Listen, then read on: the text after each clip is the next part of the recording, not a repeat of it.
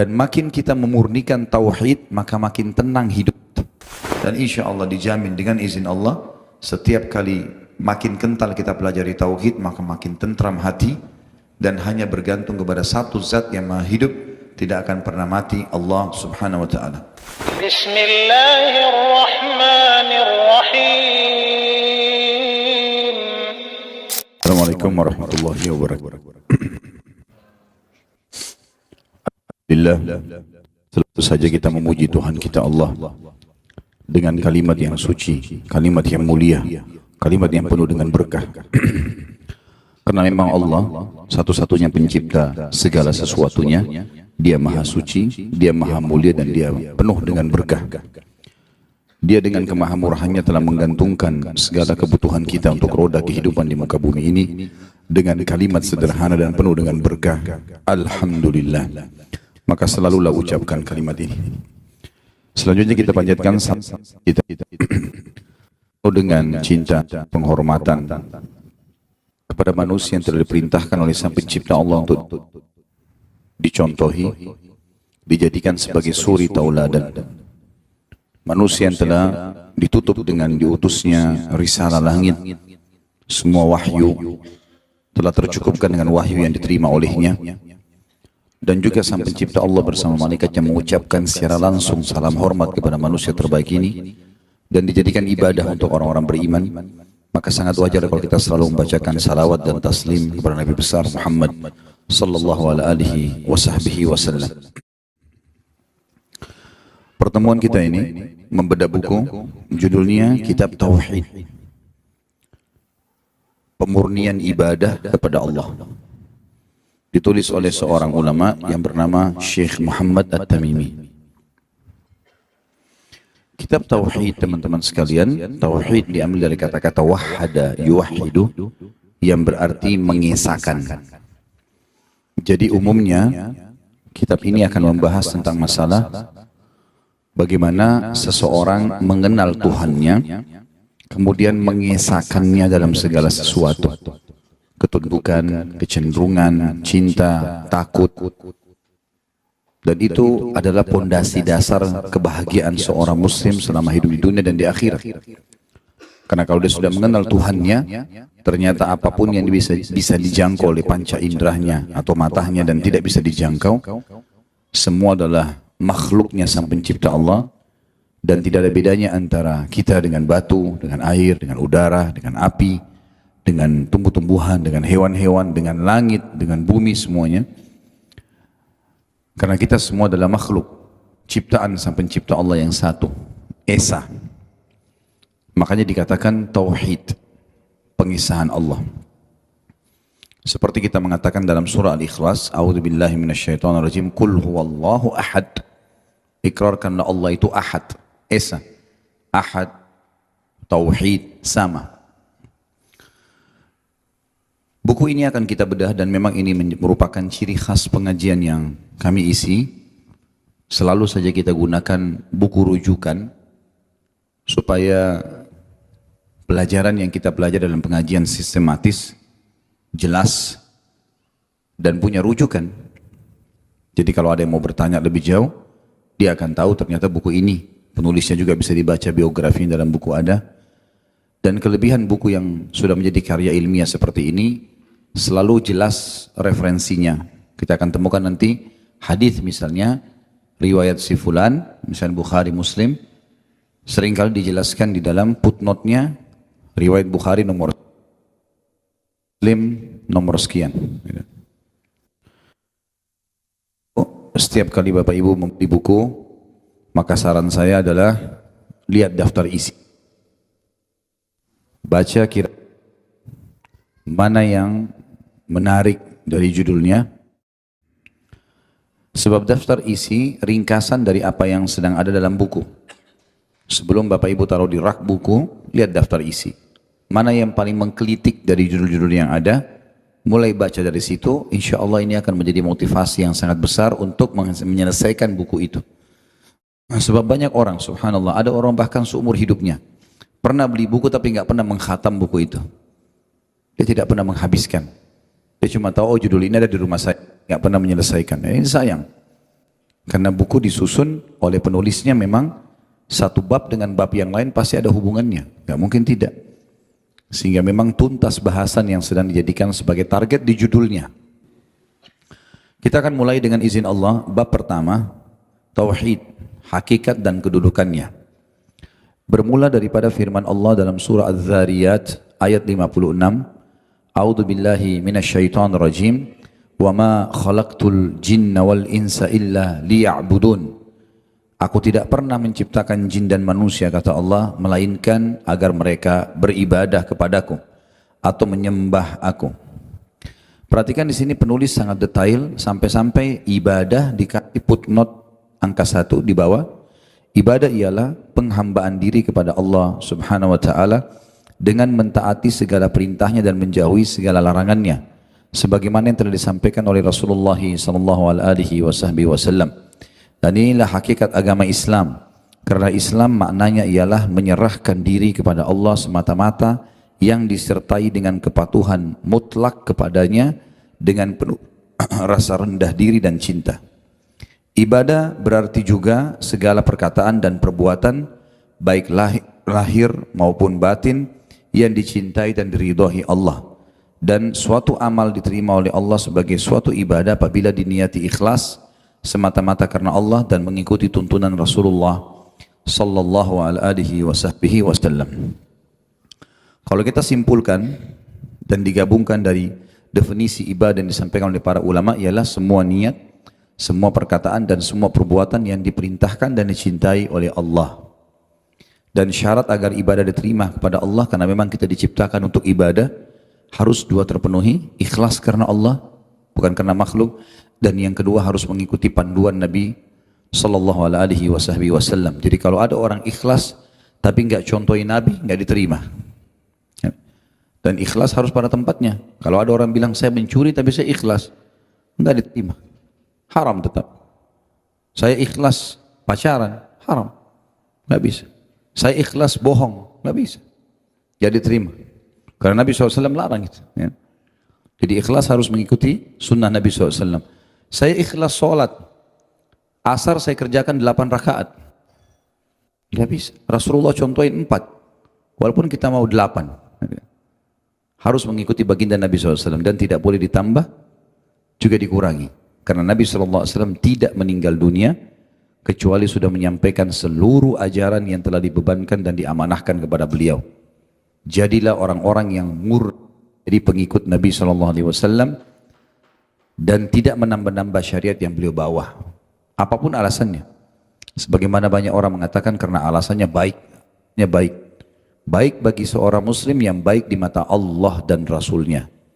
Bukan di mata masyarakat di sekitarnya, sukunya, negaranya. Setiap muslim harus menjadikan Islam sesuai dengan Al-Quran dan Sunnah sebagai tradisinya. Dan jangan tradisi diislamkan. Sudah harus dihapus semuanya.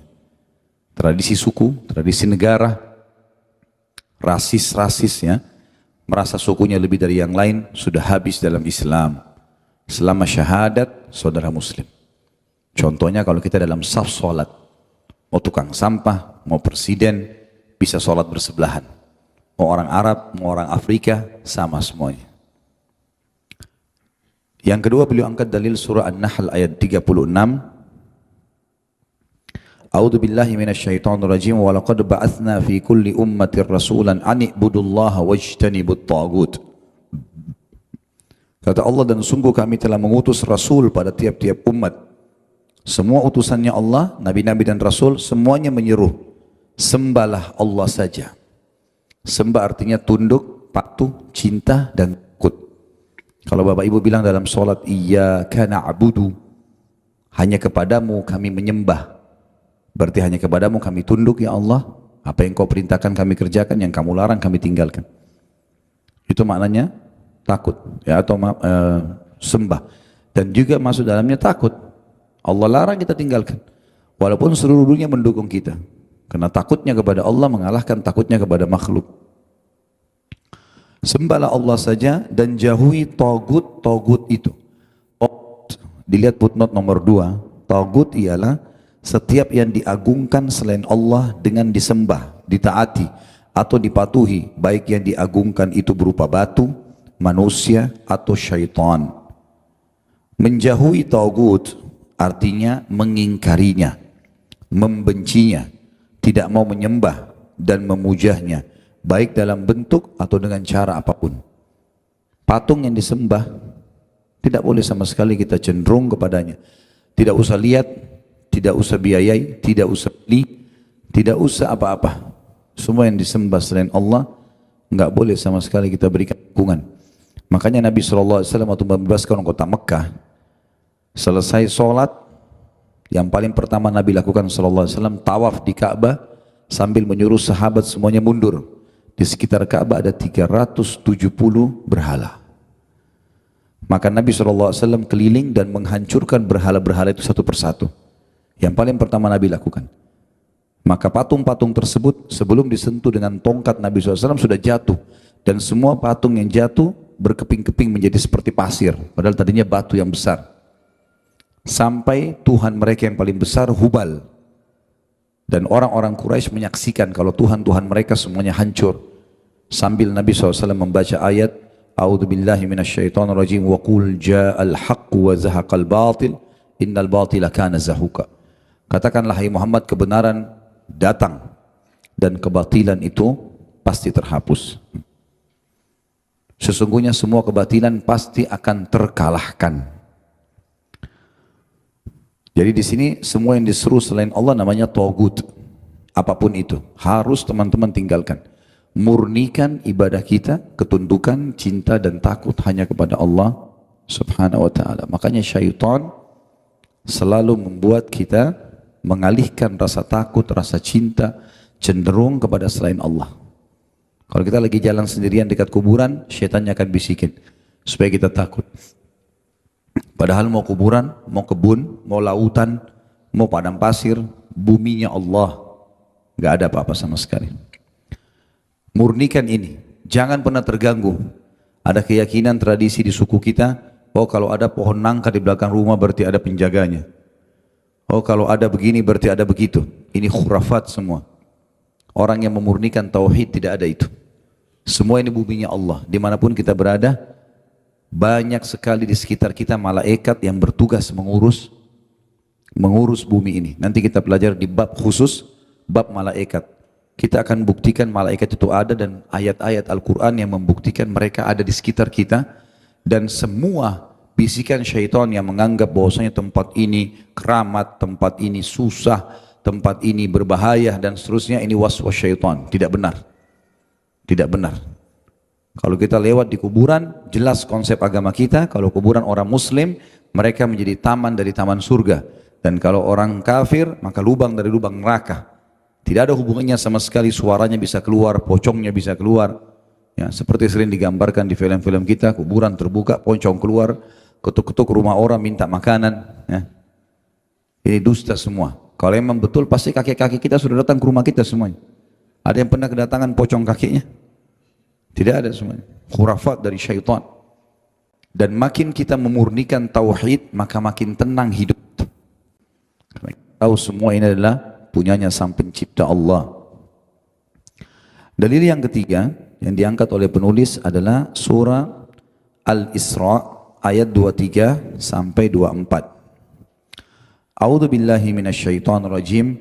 وَقَضَى رَبُّكَ أَلَّا تَعْبُدُوا إِلَّا إِيَّاهُ وَبِالْوَالِدَيْنِ إِحْسَانًا إِمَّا يَبْلُغَنَّ عِندَكَ الْكِبَرَ أَحَدُهُمَا أَوْ كِلَاهُمَا فَلَا تَقُل لَّهُمَا أُفٍّ وَلَا تَنْهَرْهُمَا وَقُل لَّهُمَا قَوْلًا كَرِيمًا وَاخْفِضْ لَهُمَا جَنَاحَ الذُّلِّ مِنَ الرَّحْمَةِ وَقُل رَّبِّ ارْحَمْهُمَا كَمَا رَبَّيَانِي صَغِيرًا. Dan Tuhan kalian telah menyeru dan memerintahkan supaya kalian jangan pernah menyembah selain Dia. Ingat kata-kata sembah tadi, tunduk, patuh, takut, cinta, tidak perlu kecuali kepada Allah. Dan hendaklah kamu berbuat baik kepada ibu bapakmu dengan sebaik-baiknya, atau ibu bapak kalian. Jika salah seorang di antara keduanya atau kedua-duanya sampai berumur lanjut dalam pemeliharaan kalian, maka sekali-kali janganlah kalian mengucapkan atau mengatakan kepada keduanya perkataan nanti aja, ah ibu ini, ah ayah ini. Ya. Itu tidak boleh diucapkan. Dan ini kalimat yang paling sederhana, yang mudah semua orang ucapkan dan semua suku memahaminya. Dan janganlah kamu membentak atau kalian membentak mereka berdua, dan ucapkanlah kepada mereka berdua perkataan yang mulia. Dan rendahkanlah diri kalian terhadap mereka berdua dengan penuh kesayangan atau kasih sayang. Dan ucapkanlah, wahai Tuhanku, kasihanilah mereka berdua sebagaimana mereka berdua telah mengurusku atau mendidikku dari waktu aku masih kecil. Tapi saksi bahasan kita potongan ayat pertama. Kita tidak sedang membahas masalah bakti kepada orang tua. Tapi Allah mengatakan, dan Tuhan kalian telah memerintahkan supaya kalian jangan menyembah selain Dia. Jangan pernah takut, jangan pernah tunduk, jangan pernah cinta, ya, kecuali kepada Allah. Selanjutnya surah An-Nisa ayat 36. Allah Subhanahu wa taala juga berfirman, A'udzu billahi minasyaitonir rajim, wa'budullaha wa la tusyriku bihi syai'a. Sembahlah Allah dan jangan kalian mempersekutukannya dengan sesuatu pun. Jangan pernah berbuat syirik. Nanti kita akan bahas ada bab khusus masalah syirik. Syirik artinya menyekutukan Allah, dan syirik ada dua macam, ya. Ada syirik besar, ada syirik kecil. Kalau syirik besar, seperti teman-teman sekalian, ada orang yang berdoa kepada selain Allah, menyembelih untuk selain Allah. Ya. Saya tahunya di sini rata-rata teman-teman dari Sulawesi. Saya waktu itu sekitar 12-13 tahun masih di Makassar, ngisi pengajian di salah satu masjid di pinggir jalan raya. Rupanya yang bangun masjid seorang pengusaha, orang Bugis yang punya kapal, sering jual kap kayu, ya, dari Kalimantan ke Jawa dan seterusnya. Setelah saya jelaskan bab syirik, dia mengatakan, Ustaz, sudah tahu belum di pelabuhan sini, bicaranya lingkup di Makassar, ya. Pelabuhan sini ada perbuatan masuk syirik atau enggak? Saya bilang, apa itu Pak? Dia bilang, kalau ada orang yang baru mau nurunkan kapal baru di laut, maka mereka potong kambing. Terus kambingnya diapain, saya tanya? Bukannya dikasih anak yatim sebagai tanda syukur kepada Allah, bukan. Bukan bab sedekah. Tapi mereka sembeli, lalu utuh kambing itu dilempar di lautan. Waktu ditanya, atau saya tanya, untuk apa? Dia bilang, supaya kapalnya nggak diganggu oleh penjaga laut. Ini menyembelih untuk selain Allah, walaupun dia baca bismillah. Tidak pernah Rasulullah SAW perintahkan sahabat, kalau mau melakukan sesuatu, baru beli kendaraan, kemudian melakukan hal-hal yang seperti ini. Sama sekali tidak pernah ada perintahnya. Dan seorang muslim harus merasa cukup dengan agamanya Islam. Tidak boleh sama sekali ditambah-tambah. Sudah cukup dengan kemurnian itu. Contoh saja. Banyak orang di Indonesia yang saya dapatkan informasi, terutama teman-teman nelayan. Saya pernah datangi salah satu wilayah di Indonesia, tidak usah saya sebutkan kotanya. Hanya yang penting kita ambil pelajaran darinya. Mereka tanya, kalau seandainya nelayan-nelayan di wilayah kami ini seringkali kalau Ramadan mereka libur. Karena bulan orang-orang muslim, mereka nggak mau mancing. Tapi setelah Idul Fitri, sebelum memulai memancing lagi, mereka suka kasih sesajen ke lautan. Bawa buah-buahan, masakan ayam, apalah daging sapi, dibuatin kapal-kapalan, dimasukin, dialirkan di atas lautan. Untuk apa, saya bilang? Ya supaya minta kapalnya nanti tidak diganggu, ikan-ikannya nggak pergi. Ini nggak boleh sama sekali. Apa hubungannya ini? Ya. Bahkan saya diceritakan sama beberapa teman-teman yang sempat undang saya ke wilayah itu tablik akbar.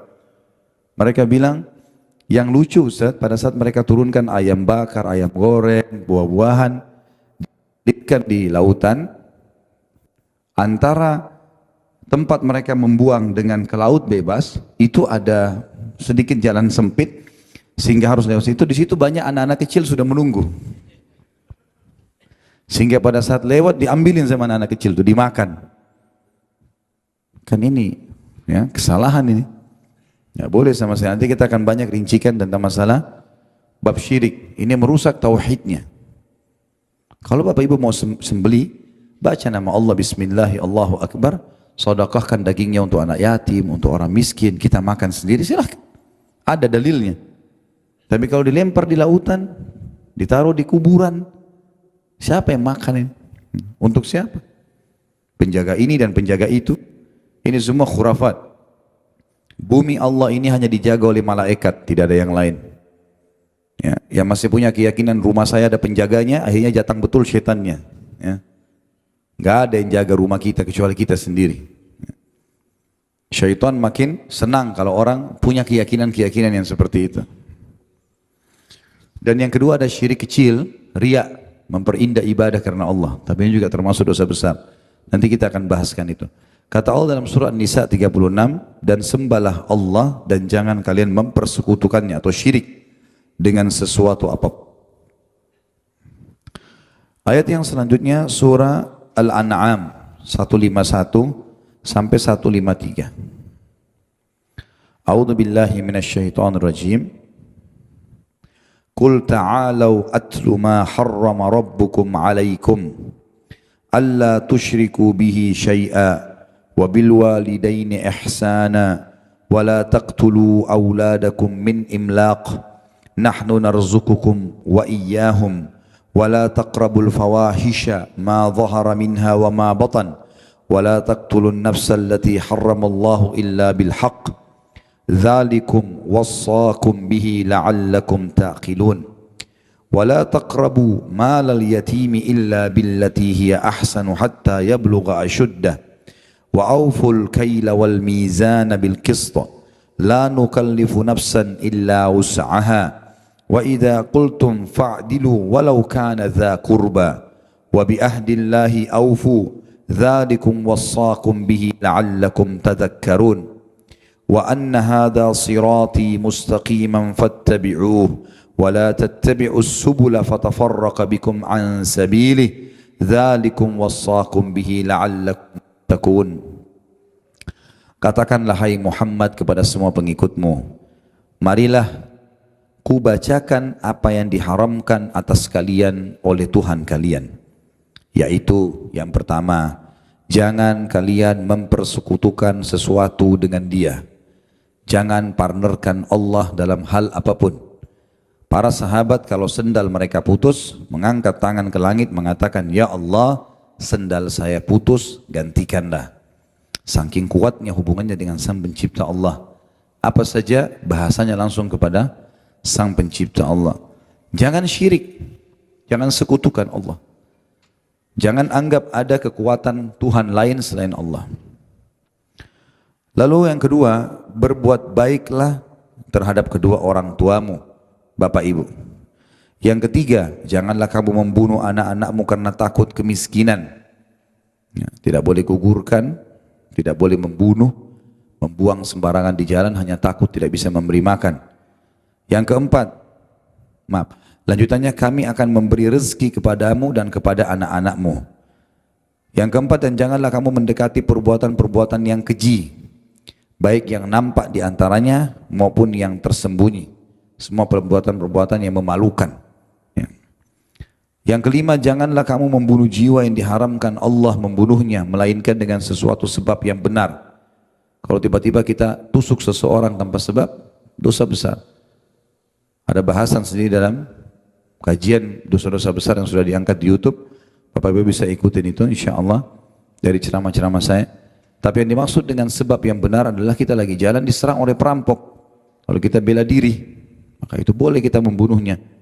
Atau pemerintah menangkap seseorang yang melakukan kriminal yang besar sekali, seperti dia membunuh, maka dibunuh juga dalam Islam. Ya.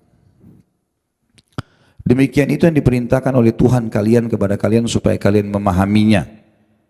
Dan janganlah kamu mendekati harta anak yatim, ini wasiat setelahnya, kecuali dengan cara yang lebih besar manfaatnya. Maksudnya kalau ada anak yatim, dan anak yatim dibahasakan dalam agama kita kalau orang meninggal sebelum balik, orang tuanya meninggal dan dia belum balik si anak itu.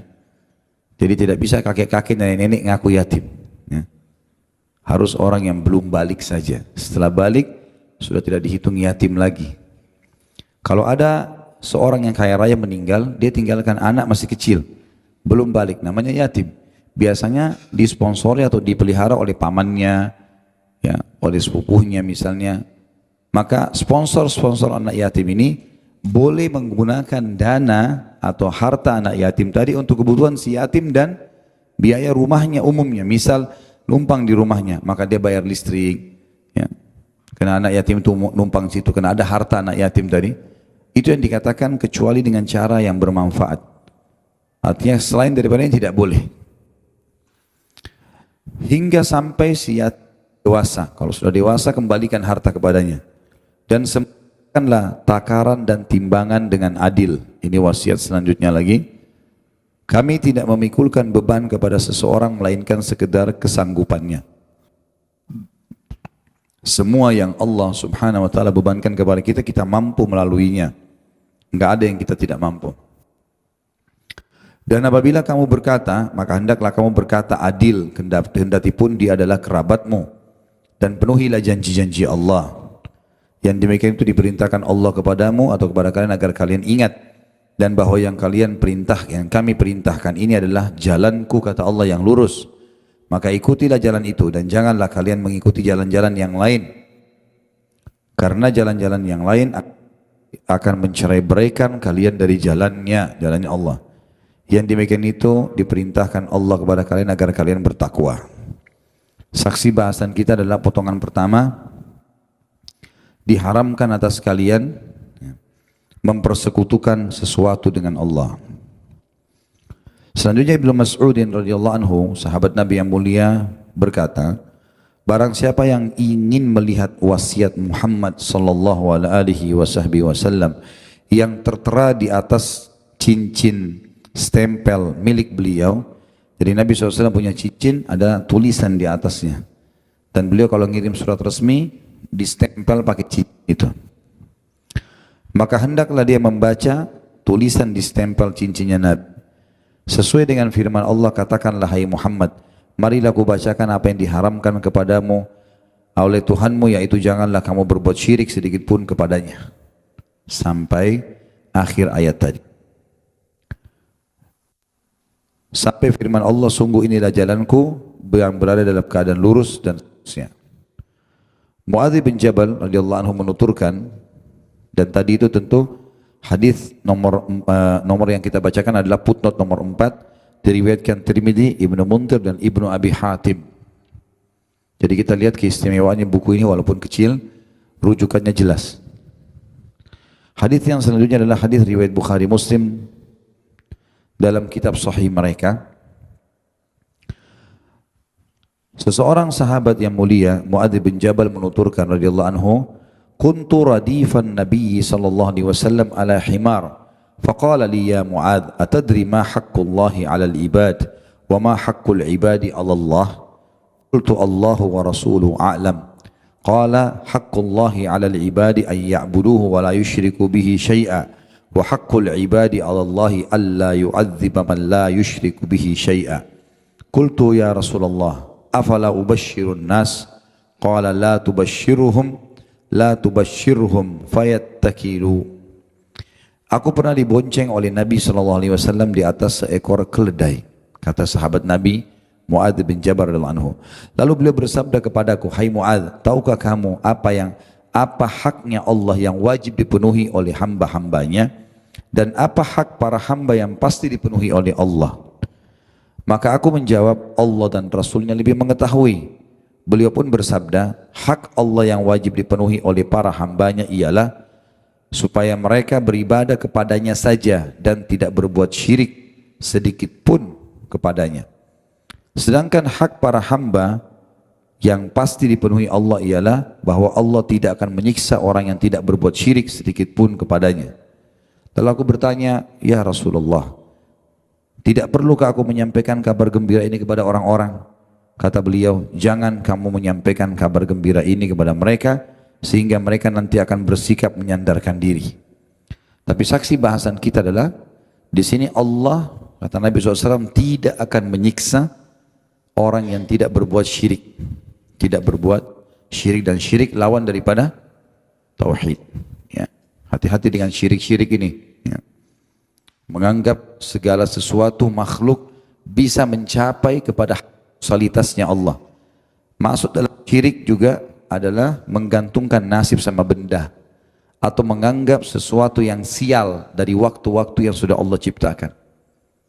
Misal contoh, Ada sebuah hadis yang berbunyi, kata Nabi SAW pada saat turun hujan lebat di malam hari, habis sholat subuh basah semuanya, maka Nabi SAW mengatakan, Allah berfirman, wahyu turun kepadaku melalui Jibril, telah tiba pagi hari ini hamba-hambaku yang beriman kepadaku dan kufur kepada bintang-bintang.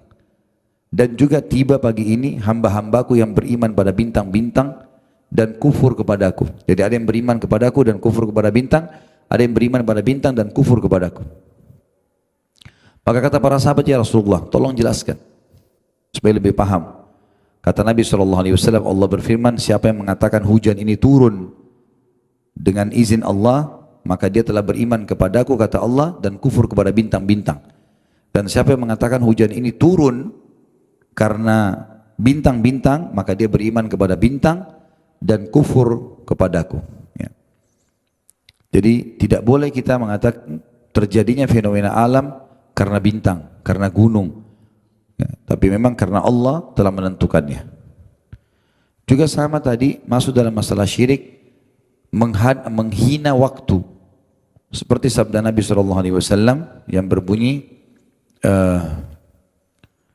jangan, kata Nabi SAW, Allah berfirman, jangan kalian menghina waktu, menganggapnya sial, karena aku yang menciptakannya. Seperti di Indonesia orang anggap hari Selasa hari sial. Ya. Ada nggak ini keyakinannya? Ya, saya waktu masih di Makassar, pengalamannya banyak sekali ini. Waktu saya pas pegang yayasan orang tua saya di Makassar, beliau kebetulan memegang klinik yang ada satu pegawai baru bergabung, kemudian dia naik motor, satu tugas dari yayasan untuk dia kerjakan, dia pergi.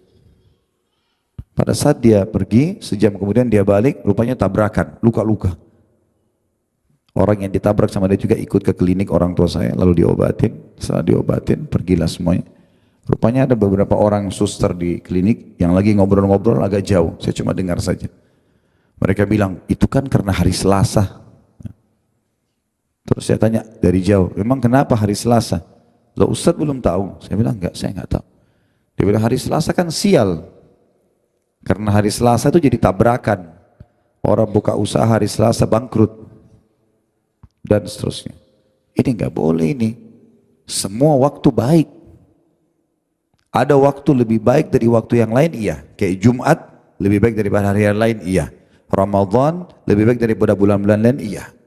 Lokasi Mekah dan Madinah lebih baik dari tempat lain, iya. Tapi bukan berarti yang lainnya buruk.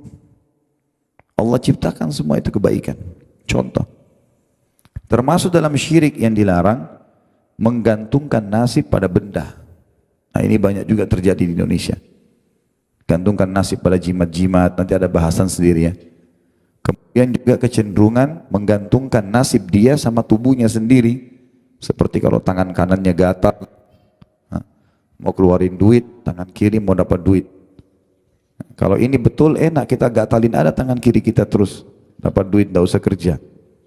Matanya kalau kedap-kedip di atas mau senang, kalau kedip di bawah mau sedih. Ini nggak boleh ini. Di bagian dari syirik, ya, nggak ada hubungannya. Mata kita kedap-kedip karena ngantuk itu, nggak ada hubungannya sama sekali dengan sedih atau senang. Orang-orang Arab jahiliyah dulu, mereka sering gantung nasib sama benda begini. Mereka biasanya cabut bulu merpati, ditulis. Misal dia kalau mau safar, ditulis bulu pertama safar, bulu kedua tidak safar, bulu ketiga tidak ada tulisannya. Ditaruh dalam sebuah kotak, lalu kemudian dia tidak lihat, dia acak sama dia, diambil. Kalau keluar tulisan safar, berarti dia akan aman di jalan. Apa hubungannya dengan dia aman dengan bulu merpati? Tapi begitu tradisi jahiliyah dulu. Kalau keluar bulu yang tertulis tidak safar, maka kalau dia paksakan pergi dia akan celaka. Kalau keluar bulu yang tidak ada tulisan, dia harus mengulangi supaya keluar satu dari dua bulu yang pertama. Atau cara lain, mereka kalau mau safar, dia berdiri di pintu gerbang kotanya. Misal arahnya dia ke barat atau ke timur. Kalau arah dia ke barat, dia lepas burungnya. Kalau burung itu terbang ke arah barat, berarti dia akan selamat. Kalau terbang ke arah lawannya kiri, timur, berarti dia akan celaka. Ini namanya tatayyur. Menggantungkan nasib pada benda-benda ini. Tidak ada hubungannya sama sekali. Kandung ini, kandungan bab ini, dan kita tutup dengan ini tentunya, ada banyak sekali pelajaran yang bisa diambil. Kurang lebih Syekh Muhammad ini menyebutkan 24 poin penting kandungan bab ini. Dan setelah ini kalau ada yang mau bertanya silahkan ditulis di kertas. Insya Allah kita akan jawab bila sesuai dengan tema. Yang pertama, hikmah diciptakannya jin dan manusia oleh Allah Subhanahu wa ta'ala. Hikmahnya adalah untuk ibadah, untuk tunduk. Kita tinggal nikmati. Halal sudah jelas, haram sudah jelas. Perintah sudah jelas dengan janji-janjinya, larangan sudah jelas dengan ancamannya. Yang kedua, ibadah adalah hakikat tauhid. Ibadah, cinta, semua niat, definisinya semua niat, semua perkataan, semua perbuatan yang dicintai dan diperintahkan oleh Allah. Ibadah adalah hakikat tauhid. Kalau semua niat kita, semua perkataan, semua perbuatan kita lakukan semua yang diperintahkan dan dicintai oleh Allah, berarti kita sudah bertauhid. Karena pertentangan yang terjadi antara dalam kurung antara Rasulullah SAW dengan kaum musyrikin adalah dalam bahasan bab tauhid ini. Yang ketiga, barang siapa yang belum melaksanakan tauhid ini, belum mengisahkan Allah, masih banyak perbuatan syiriknya, maka ia belum beribadah atau menghamba kepada Allah. Disinilah letak pengertian firman Allah Subhanahu wa ta'ala, surah Al-Kafirun ayat 3. A'udzu billahi minasyaitonir rajim, wala antum 'abiduna ma'abud, dan kamu bukan penyembah Tuhan yang aku sembah. Jadi surah Al-Kafirun ada sebab turunnya ya. Pernah ada orang datang kepada baginda Nabi SAW sambil berkata, hai Muhammad, supaya adil Mekah kita bagi dua saja. Kata Nabi SAW, bagaimana ceritanya itu? Dia bilang, sehari kami sembah Tuhanmu, sehari kamu sembah Tuhan kami, supaya adil. Kata Nabi SAW, gak bisa. Lalu mereka negosiasi lagi, hai Muhammad, sehari buat Tuhan kami, sepekan buat Tuhanmu. Kalau orang berpikir ringkas, tidak apa-apalah ikut sembah-sembah berhala, ya ikut wirid-wiridnya, zikir-zikir mereka, ya. Kalau satu minggu mereka beribadah pada Allah, Nabi bilang gak bisa. Mereka negosiasi lagi, wahai Muhammad, kalau begitu sehari buat kami, sebulan buat kamu. Kata Nabi SAW, gak bisa. Baik, sehari buat kami, setahun buat kamu, hai Muhammad. Nabi bilang gak bisa. Terakhir, sekali buat kami, sembah Tuhan kami, ikuti ritual-ritual kami, sehari saja. Kami sembah seumur hidup. Kami jadi muslim seumur hidup. Kata Nabi, gak bisa.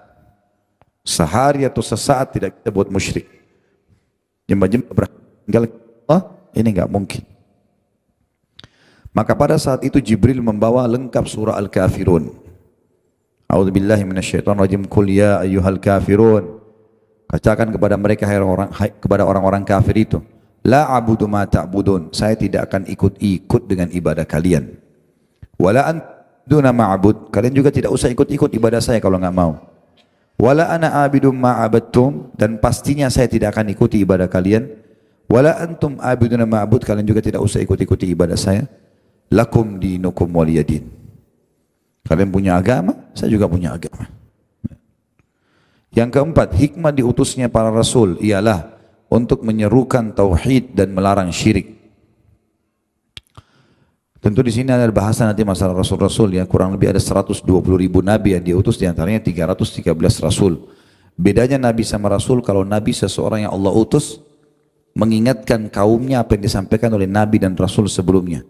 Kalau rasul seseorang yang Allah utus membawa syariat baru, syariat sebelumnya, menghapus syariat sebelumnya. Jadi semua rasul pasti nabi, tidak semua nabi rasul. Makanya dari 120.000 nabi diantaranya 311 rasul. Sedikit sekali rasul itu. Nah, Nabi kita Muhammad SAW termasuk rasul. Semuanya sama dakwanya, menyeru. Semuanya sama dakwanya adalah menyeru kepada tauhid dan melarang syirik. Semua nabi-nabi itu. Yang kelima, pengutusan rasul telah mencakup seluruh umat. Maksudnya adalah Semua umat di muka bumi ini sebenarnya sudah datang kepadanya Rasul. Tapi tentu ada yang belum kita tahu ceritanya. Karena kita hanya disebutkan dari 120.000 nabi, itu 25 nabi dan Rasul. Itu pun masih banyak di antara umat Islam yang belum hafal namanya dan belum tahu kisahnya. Padahal cuma 25. Bagaimana kalau Allah suruh kita hafal 125.000 Rasul, 120.000 nabinya ini. Kemudian yang keenam, bahwa ajaran atau tuntunan para nabi adalah satu, yaitu tauhid, pemurnian ibadah kepada Allah. Yang ketujuh, masalah besar yaitu bahwa ibadah kepada Allah tidak akan dapat terwujud dengan sebenar-benarnya kecuali dengan mengingkari tagut, artinya yang disembah selain Allah. Kita harus pungkiri kalau mereka itu bukan Tuhan. Dan inilah pengertian firman Allah yang maha tinggi dan maha pemurah dalam surah Al-Baqarah 256. A'udzu billahi minasyaitonir rajim. Faman yakfur bit-taghuti wa yu'min billahi faqad istamsaka bil urwatil wuthqa. Al-ayah. Barang siapa yang ingkar kepada tagut dan beriman kepada Allah, maka sesungguhnya ia telah berpegang kepada buhul tali yang amat kuat. Siapa yang memungkiri selain Allah sebagai Tuhan dan dia iman kepada Allah, maka dia sangat kuat, ya, berpegang pada sebuah tali kehidupan yang menyelamatkan dia. Yang kedelapan, pengertian tagut bersifat umum, meliputi setiap yang diagungkan selain Allah. Yang kesembilan, ketiga ayat muhkamat yang tersebut dalam surah Al-An'am menurut kaum salaf mempunyai kedudukan yang penting karena di dalamnya terkandung 10 masalah. Yang pertama adalah larangan terhadap berbuat syirik. Yang dimaksud adalah tadi surah Al-An'am 151 sampai 153. Kemudian yang ke-10, ayat-ayat muhkamat yang tersebut dalam surah Al-Isra mengandung 18 masalah. Dimulai dengan firman Allah dalam surah Isra ayat 22, janganlah kamu adakan Tuhan yang lain di samping Allah agar kamu tidak menjadi tercelah dan tidak ditinggalkan oleh Allah. Dan tentu surah Isra ini tadi sudah kita sebutkan, surah Isra ayat 22 sampai 24. Kemudian diakhiri dari diawali surahnya, A'udzu billahi minasyaitonir rajim, la taj'al ma'allahi ilahan akhara fataq'uda madhmuman makhdhula. Dan janganlah kamu adakan Tuhan yang lain di samping Allah agar kamu tidak menjadi tercelah dan tidak ditinggalkan Allah. Sampai diakhiri dengan firman-Nya, wala taj'al ma'allahi ilahan akhara fatulqa fi jahannama maluman madhura. Jangan pernah kau jadikan sekutu-sekutu Tuhan selain Allah, maka kau akan dilemparkan ke dalam api neraka yang terhina dalam keadaan tercelah. Serta Allah juga mengingatkan kepada kita akan pentingnya masalah-masalah ini sebagaimana dalam firman-Nya surah Isra ayat 39, A'udzu billahi minasyaitonir rajim, dzalika mimma auha ilaika rabbuka minal hikmah. Itulah sebagian hikmah yang diwahyukan Tuhanmu kepada Muhammad. Maksudnya agar orang-orang bertauhid dan meninggalkan syirik. Yang ke-11, ayat dalam surah An-Nisa disebutkan di dalamnya 10 hak. Yang pertama, ya sebagaimana firman-Nya dalam surah An-Nisa ayat 36, wa'budullaha wa la tusyriku bihi syai'a. Sembahlah Allah dan jangan kamu mempersekutukannya dengan sesuatu pun. Yang ke-12, perlu diingat wasiat Rasulullah SAW di saat akhir hayat beliau agar jangan menyekutukan Allah. Yang ke-13, mengetahui hak Allah yang wajib kita laksanakan, yaitu patuh kepadanya, tidak menyekutukan dengan sesuatu apapun. Yang ke-14, mengetahui hak para hamba Allah yang pasti akan dipenuhinya apabila mereka melaksanakan haknya terhadap mereka. Sebagaimana hadis tadi Mu'adz bin Jabal, hai Mu'adz, apakah kau tahu apa hak Allah terhadap hamba-hambanya dan apa hak hamba terhadap Allah?